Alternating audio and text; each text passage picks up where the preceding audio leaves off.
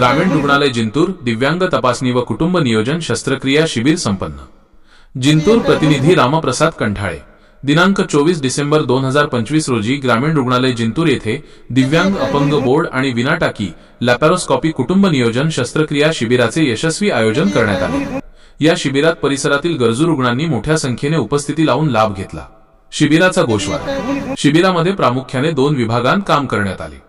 1. दिव्यांग तपासणी disability board star एकूण तपासणी 23 रुग्ण, पुरुष 19, महिला 04। 2.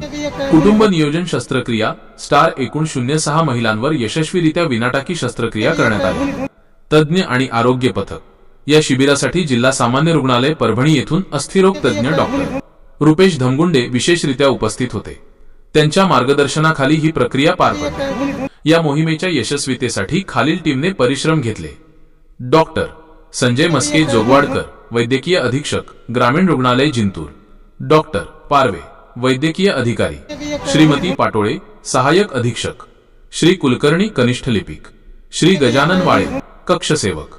Shri Mayur, data entry operator.